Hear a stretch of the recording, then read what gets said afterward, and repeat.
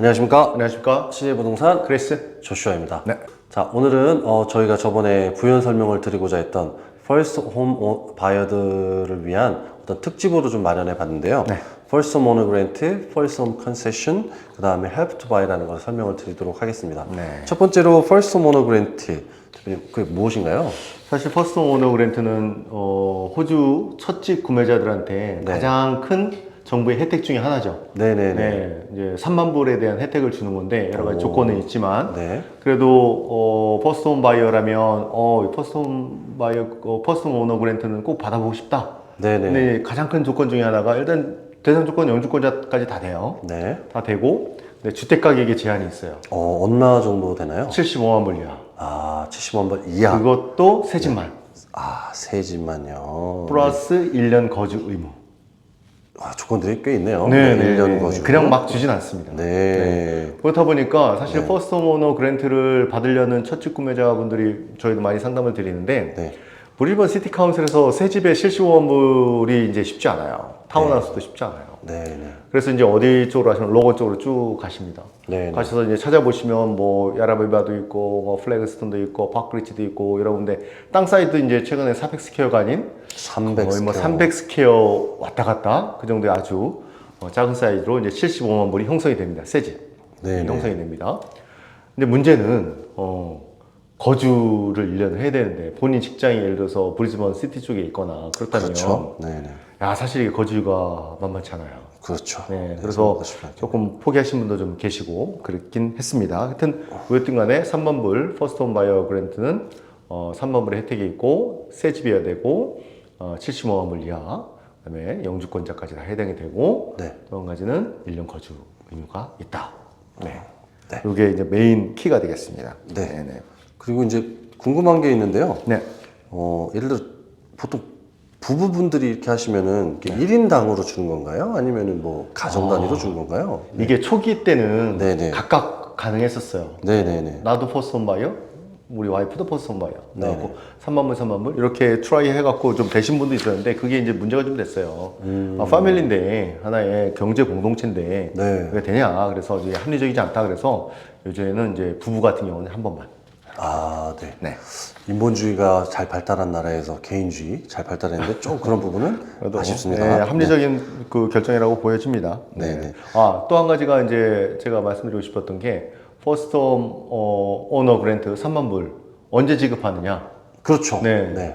뭐 되게 궁금하실 것 같은데 대부분 이제 하우스 랜드 패키지나 오프 더 플랜이나 아니면 새 집을 사시더라도 세틀먼트의 시점이 있습니다.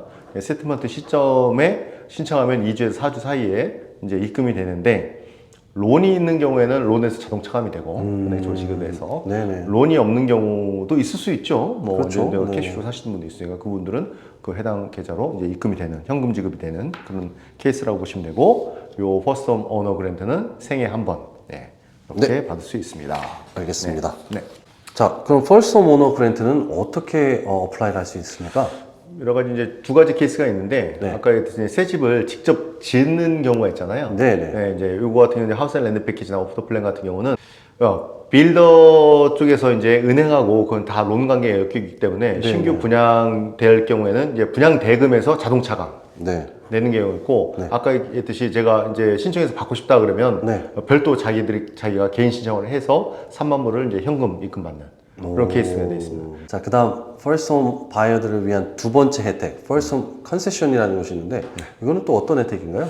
이거는 이제 스탬 듀티, 인지세를 네네. 면제해 주는 건데 5월 1일부터 조금 업데이트 됐죠. 네네. 확장이 되는데 기존에는 이제 주택 가격 기존이든 신규든 주택 가격 70만 불 이하는 네네. 스탬 듀티를 완전 면제. 네네네. 그리고 70만 불에서 80만 불 구간 사이에는 네. 70만 불에서 80만 불 올라가는 그 증가분에 대한 스탬 듀티. 로 해서 이제 80만 불까지 이렇게 거의 이제 기존 스탬 듀티와 똑같은 형태로 이제 올라가는 인크리멘탈하게 이렇게 받는 스탬 듀티로 적용이 됐어요. 네. 했는데 이번에 5월 1일부터 좀 변경된 거는 이제 신규 주택 같은 경우는 리미테이션은 없었습니다. 구매 가격에. 그럼 빌리언짜리 집을 사도 스탬프 듀티를 안 네, 내는 겁니까? 1밀리언짜리 신규 주택을 산다고 하면 퍼스트 홈 바이어면 스탬 듀티가 면제가 됩니다. 네. 네. 엄청난 혜택이네요. 엄청난 혜택이죠. 네네. 네. 작은 금액 거의 뭐 한 3만 불 이상 나올 거예요. 네, 그냥 네, 밀리언 기준에서. 퍼스트 홈 바이어가 아닌 그 일반 구매자가 새 집 1밀리언짜리 사면 거의 한 3만 불 이상 스탬프 듀티가 나올 텐데 그 부분 이제 면제가 되는 겁니다. 구매 제한 금액은 아까 말씀드렸고 영주권자까지 다 해당이 됩니다. 해당이 되는데 이제 1년 거주 의무 기간은 퍼스트 오너 그랜트와 똑같이 존재합니다. 네, 투자용은 안 됩니다. 네. 그러면 이거는 저희가 먼저 돈을 낸 다음에 나중에 돌려받는 건가요? 아니면은 뭐 또 어플라이를 또 해야 되는 건가요? 뭐 요 어떤 스탬프 건가요? 듀티이기 때문에 네. 아마 솔리시터가 원래는 이제 다 세트를 할 때 스탬프 듀티를 정산해서 납부하게 돼 있죠. ATO에. 네네. 예, 그 정산 단계에서 아예 스탬프 듀티가 제로로 떨어집니다. 없는 거죠. 네, 돌려받고 뭐 그런 건 아닙니다. 네네. 그러면 신규 주택 같은 경우에는 어떤 그 금액대에 아예 제한이 없어져 버렸고요. 네. 그게 다 웨이브 된다는 말씀이시고 네. 기존 주택 같은 경우에는 70만까지로 해서 그리고 70만에서 80만에는 차등 공간으로 해서 스탬프 듀티가 이제 적용이 된다는 말씀이신데 요즘에는 또 스탬프 듀티라고 안 하고 트랜스퍼 듀티라고도 또 하더라고요. 네, 트랜스퍼 듀티, 스탬프 듀티 다 쓰는데요. 네네. 네, 똑같은 얘기입니다. 이제 처음에 주택을 구매하시면 우리나라 치면 취등록세. 네, 취등록세. 네. 네, 마지막으로 이번 총선에서 다시 한번 재집권하게 된 노동당에서 야심차게 준비한 퍼스트 홈 바이어를 위한 정책이 있다고 합니다. 네. 헬프 투 바이라고 하는데 이게 도대체 뭔가요, 대표님? 네, 헬프 투 바이 말 그대로 집 사는 거 도와주는 건데 누가? 네네. 정부가 도와주는 거죠. 어떻게 네, 연방 정부가 도와줍니까? 도와주는 건데 이건 뭐 퀸즐랜드 주정부가 하는 프로그램이 아니라 연방 정부에서 하는 프로그램이고 연방 네네. 정부 예산을 좀 편성을 할 것 같습니다. 해갖고 이제 주택을 이제 첫 집 구매자가 주택을 살 경우에 뭐 기존 주택이든 네. 신규 주택이든 샀을 경우에 정부가 일부 금액을 지분을 넣는 겁니다. 일종의 예, 지분을 넣는 건데 이제 신규 주택 같은 경우는 최대 40%, 기존 주택 같은 경우는 최대 30%의 지분을 넣어서 그 한 집이 오롯이 사실 뭐 론을 받으면 뭐 거의 은행 거잖아요. 은행 그렇죠. 거, 뭐 내 네네. 거 이렇게 되는데 네. 이제는 정부가 하나 더 들어오는 거예요. 그래서 론을 받아서 한 집을 샀다, 새 집을 샀다, 네. 첫 집을 샀다 그러면 정부 집은 예를 들어서 30%, 은행 집은 뭐 적어서 뭐 40, 50%, 그리고 나머지 내 거, 뭐 이런 식으로 하나가 구성이 되는. 그렇게 해서 신규 주택 구매자들한테 최대한 어떤 금융적인 부담을 좀 최소화시켜주는 그런 정책이라고 보시면 되겠습니다.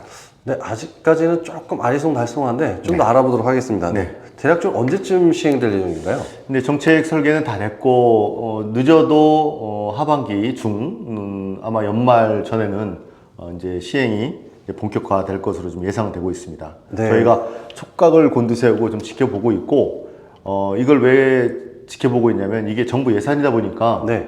뭐 신청하는 사람들을 다 무한대로 다 시켜줄 수는 없어요. 지원을 해줄 수 없어서 맞습니다. 예, 이게 좀 제한되어 있습니다. 그래서 선착순이기 때문에 저희가 바로 그런 내용이 뜨면 여러분들한테 바로 좀 알려드리도록 하겠습니다. 네. 신청할 수 있는 특별한 사이트가 있다고 들었습니다. 네, 하우징 오스트레일리아를 통해서 이제 신청해야 되는데 여러 가지 자격 요건이 있죠. 엘리지빌리티를 이제 확인하시고 순서대로 다 어플리케이션을 하시면 이제 심사를 거쳐서 아마 이제 확정이 되게 될 것 같습니다.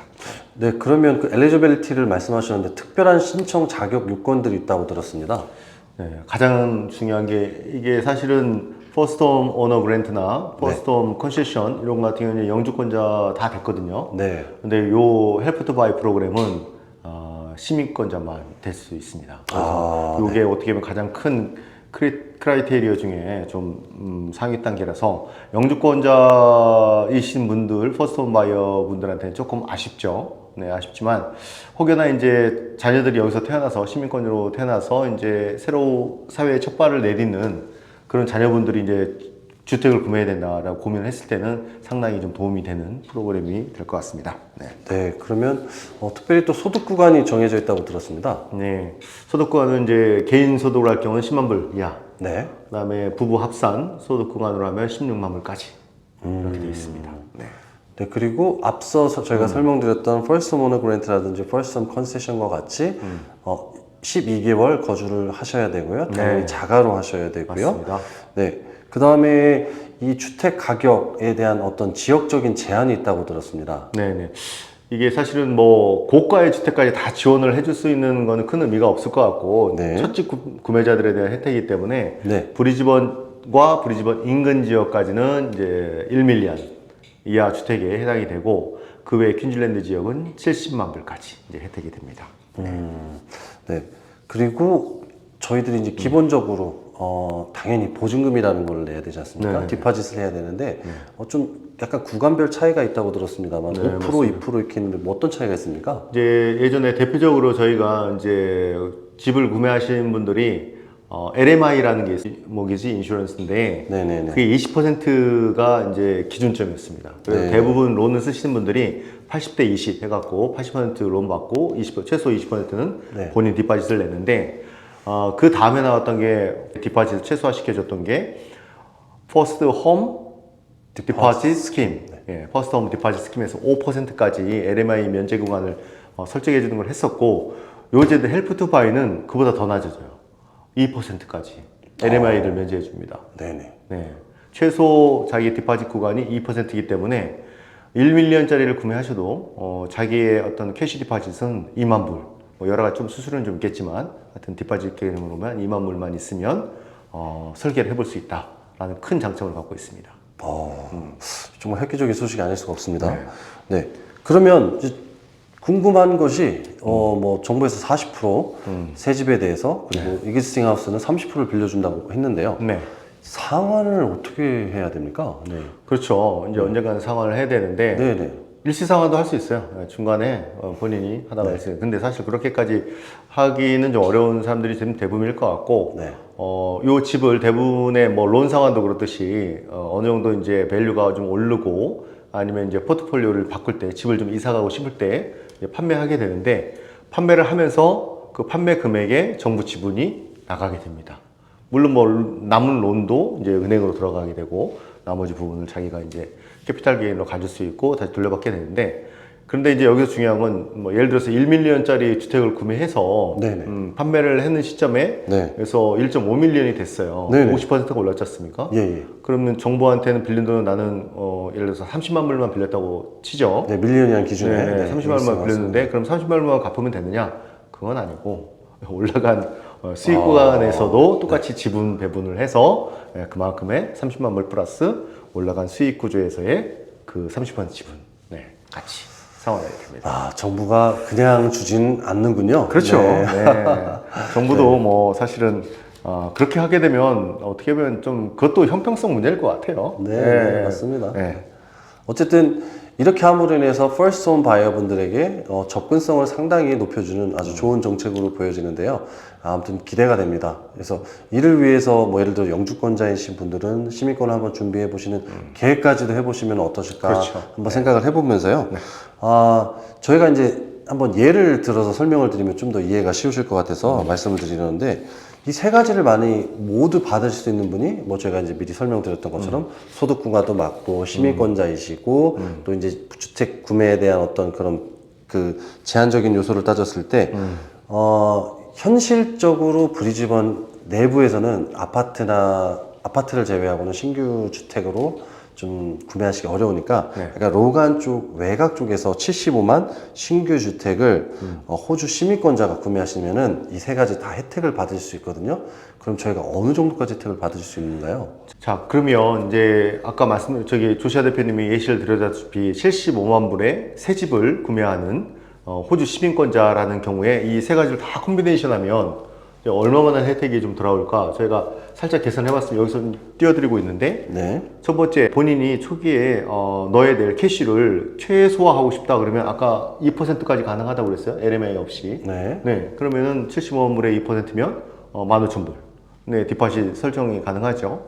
그 다음에 그에서 다른 론, 물론 이제 인컴이 어느 정도 있어야죠. 인컴이 어느 정도 있어야 은행에서 론을 맥시마이즈해서 받을 수 있으니까 그거는 약간 좀 상관관계가 있을 거예요. 그건 이제 조정하시고 이제 혜택적으로만 보면 정부의 지원을 이제 지금 새 집이니까 맥시멈 40% 받을 수 있잖아요.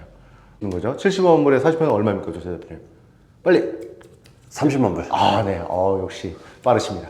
30만 불을 정부에서 딱 받을 수 있는 거예요. 그 다음에 론을 이제 받을 수 있는 게 사실 이제 2%만 넣었으니까 나머지 부분 이제 15,000불, 30만 불, 그다음 31만 5천 불 그래 빼기 하면 얼마 이렇게 거기다 좀 써놔주세요. 그러면 론 받아야 되는 게 대략 계산하시면 얼마 정도 될까요? 75만 불에서 대표님 31만 5천을 빼면 네, 네, 빠르게 43만 5천 불. 네. 미리 절대 계산 안 했고 43만 5천 불입니다. 네. 43만 5천 불. 43만 5천 불. 네. 43만 5천 불 론, 그 다음에 정부 30만 불, 네, 캐시 1만 5천 불. 이렇게 들어가서 75만 불이 구성이 돼서 이제 새 집을 헬프 투 바이 프로그램에서 일단은 계약을 할 수가 있는 거예요. 여기서 끝나는 거냐? 그 다음에 우리가 기대할 수 있는 게 퍼스트 홈 오너 그랜트가 있잖아요. 그렇죠. 3만 불에 네, 대한 75만 불 이하의 새 집이기 때문에. 네. 그러면은 43만 5천에서 3만 불에 대한 혜택을 받으시면은 그렇죠. 40만 5천 불이 그렇죠. 되겠네요. 론이 실질적인 남는 론은 40만 5천 불이 남게 되겠죠. 저희가 여기 뒤에 계속 보여드리고 있습니다. 이제 여기서 어느 정도 이제 그랜트까지 끝났고 마지막에 자 75만 불의 새 집이란 말이에요. 이거는 그렇죠. 그러면 스탬 듀티가 면제가- 일반적으로 호스홈 바이어가 아니라면 나오죠. 그렇죠. 네, 75만 불의 새 집 일반 구매자가 하면은 스탬 약 듀티가 한 14,000에서 5천 불 사이 정도 그죠? 있습니다. 한 14,500불 나올 거예요. 그 구간이 나올 건데 14,000불이라고 치고 네. 그럼 14,000불도 사실 없어지는 거죠. 그러니까 사실은 이게 어떻게 보면 첫집 구매자들한테는 이제 금전적인 그런 자기 주머니에서 나가야 될 돈을 방지해 주는 거는 두 가지 3만 불하고 아까 스탬 듀티 한 14,000불 정도 44,000불 정도가 이제 절감이 되는 거고 15만 불 정도는 디파짓으로 넣고 나머지 론 구성해야 되는데 이걸 또 정부에서 또 일부를 지분을 참여를 해주니까 그 부분이 줄어들고 네. LMI 구간도 면제해주고 디퍼짓도 최소 2%로 낮춰주고 야 사실은 요 세 가지를 이제 다 뭉뚱그려서 콤비네이션 시켜서 집을 구매할 수 있다고 치면 생애 첫 주택 구매자 새 집을 구매할 수 있는 그 지역에 거주할 수 있는 거주 요건이 있어요 1년 그걸 할 수 있다면 이처럼 좋은 기회가 아닐 수 없겠습니다. 맞습니다. 네. 네. 물론 아까 처음에 저희가 설명을 드렸다시피 75만 불이라는 어떤 이 제한선에 있어서는 약간 좀 지역적인 특성이 좀 벗어나야 된다는 그런 게 있기 때문에 네. 사실 앞에 처음 그러니까 퍼스트 홈 오너 그랜트라 퍼스트 홈 컨세션을 포기한다는 이 전제로 세 번째 것만 하셔도 사실 엄청나게 큰 혜택이라고 보실 수 있을 것 같아요. 네, 근데 어쨌든 이 세 가지를 다 사용하실 수 있는 어떤 전략을 잘 세우셔서 사용하신다면 저희가 앞서 힘들게 브레인스토밍과 함께 했던 계산처럼 네, 정말 좋은 조건으로 또 새 집을 구매하실 수 있으실 것 같습니다. 네, 이거는 저희가 좀 말씀을 드리고 싶은 게 사실 생애 첫 주택 구매지만 어떻게 보면 본인이 인생에서 가장 처음으로 가장 큰 투자를 하는 자산일 거예요. 자산이기 때문에 향후 미래 가치를 또 염두를 안 할 수가 없어요. 정부의 혜택에만 몰입을 하셔서 뭐 위치 상관없고 뭐 상관없고 나는 어떻게든 모든 혜택을 다 받을 거야 라고 해서 거기에 또 너무 편중하다 보면 미래 가치를 조금 등한시할 수 있으니까 그런 것보다는 미래 가치도 굉장히 염두에 두시고 몇 가지의 혜택을 본인이 양보를 하더라도 가장 중요한 건 향후에 요 집이 5년 뒤, 10년 뒤 얼마만큼 가치 상승이 있을지를 좀 잘 고민하시고 처음에는 여러 가지 이제 가장 메이저 포인트들을 이제 항상 정리를 좀 하신 다음에 이제 그 밑으로 별로 중요하지 않다고 생각하는 것들은 과감하게 포기하시는 것이 결정하시는데 또 정신적인 건강에 도움이 될 거라고 생각이 되고 또 그 부분을 저희 CJ 부동산이 여러분들과 함께 해드릴 수 있사오니 언제든지 편하게 전화 주시면 감사하겠습니다. 이상 CJ 부동산의 크리스 조슈아였습니다. 감사합니다.